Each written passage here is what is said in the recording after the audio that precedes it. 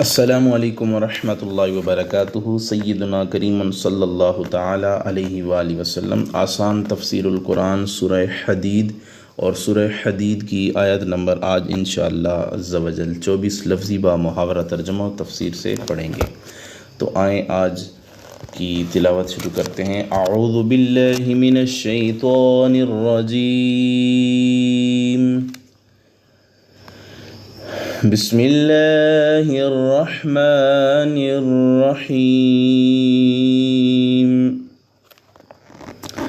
الذین یبخلون ویأمرون الناس بالبخل ومن یتول فإن اللہ هو الغنی الحمید۔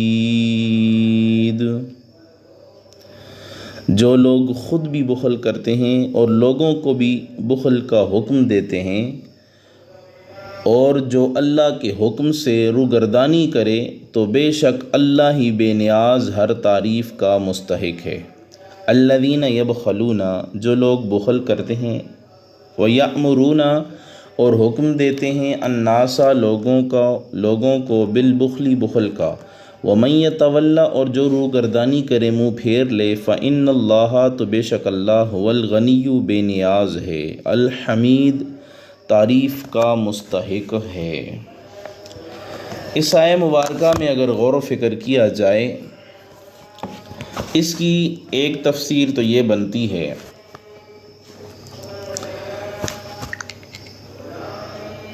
اس آیت کی ایک تفسیر یہ بنتی ہے کہ اللہ تعالیٰ ان لوگوں کو پسند نہیں فرماتا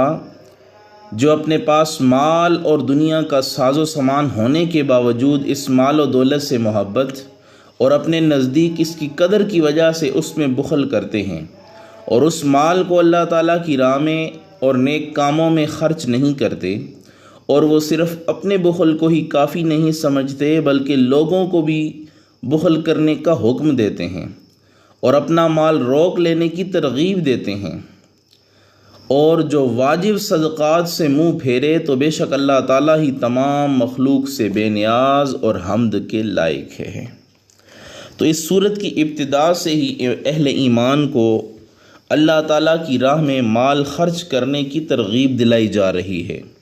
بعض لوگ ایسے بھی تھے جن کے دلوں میں کھوٹ تھا، وہ اسلام کے لیے اپنا مال خرچ کرنا گھاٹے کا سودا خیال کرتے تھے،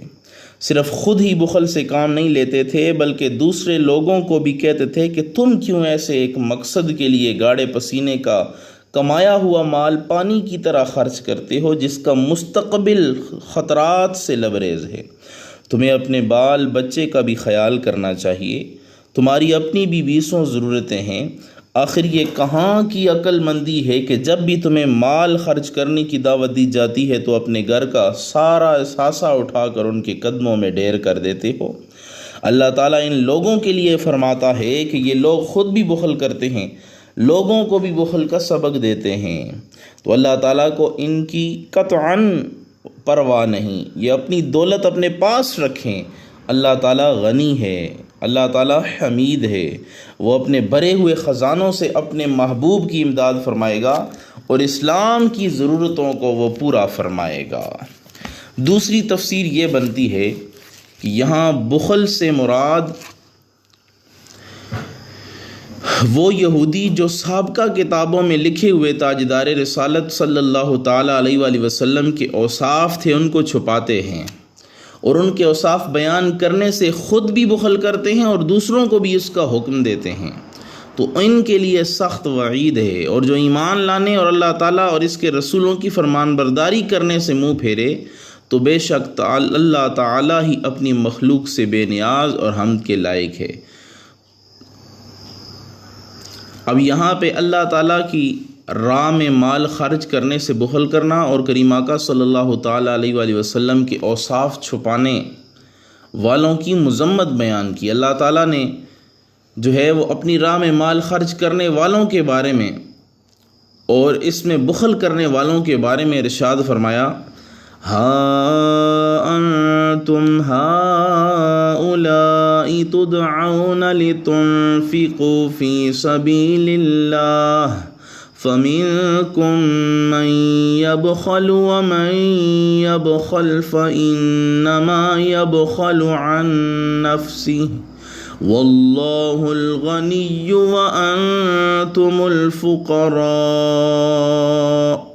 وَإِن تَتَوَلَّوْا يَسْتَبْدِلْ قَوْمًا غَيْرَكُمْ ثُمَّ لَا يَكُونُوا أَمْثَالَكُمْ۔ اللہ فرماتا ہے ہاں یہ تم ہو جو بلائے جاتے ہو تاکہ تم اللہ کی راہ میں خرچ کرو، تو تم میں کوئی بخل کرتا ہے، اور جو بخل کرے وہ اپنی ہی جان سے بخل کرتا ہے۔ اللہ بے نیاز ہے اور تم سب محتاج ہو، اور اگر تم منہ پھیرو گے تو وہ تمہارے سوا اور لوگ بدل دے گا، پھر وہ تم جیسے نہ ہوں گے۔ اور سید المرسلین خاتم النبیین صلی اللہ تعالیٰ علیہ وآلہ وسلم کے اوصاف چھپانے والوں کے بارے میں ایک جگہ ارشاد فرمایا، ان الذین یکتمون ما انزلنا من البینات والہدی من بعد ما بیناہ للناس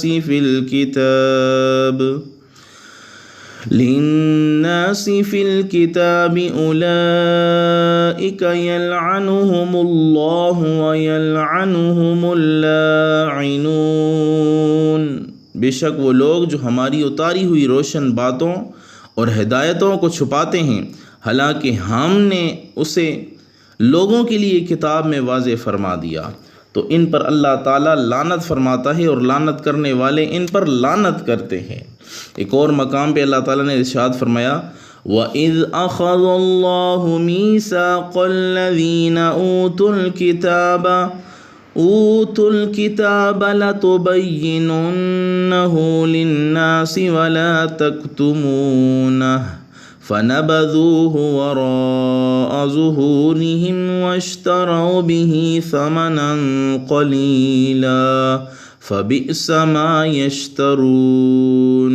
لَا تَحْسَبَنَّ الَّذِينَ يَفْرَحُونَ بِمَا أَتَوْا وَيُحِبُّونَ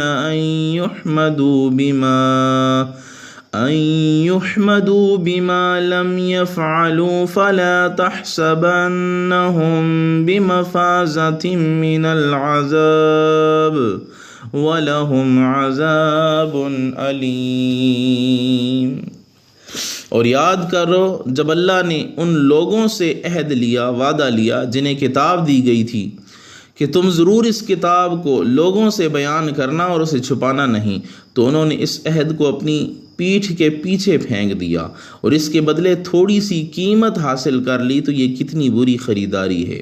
ہرگز گمان نہ کرو ان لوگوں کو جو اپنے اعمال پر خوش ہوتے ہیں اور پسند کرتے ہیں کہ ان کے ایسے کاموں پر تعریف کی جائے جو انہوں نے کیے ہی نہیں، انہیں ہرگز عذاب سے دور نہ سمجھو، اور ان کے لیے دردناک عذاب ہے۔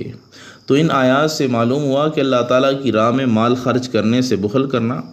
لوگوں کو بخل کرنے کی ترغیب دینا، یوں ہی کریم آقا صلی اللہ تعالیٰ علیہ وآلہ وسلم کے اوصاف چھپانا اور ان اوصاف کو چھپانے کی ترغیب دینا انتہائی مذموم اعمال ہیں۔ اللہ تعالیٰ ان چیزوں سے ہم سب کو محفوظ فرمائے، اور ہم سب کو اللہ اپنے پیارے رسول اور اپنی پیاری کتاب کی سچی محبت عطا فرما کر ان تمام کے احکامات پہ عمل کرنے کی توفیق عطا فرمائے۔ آمین برحمتک یا ارحم الراحمین۔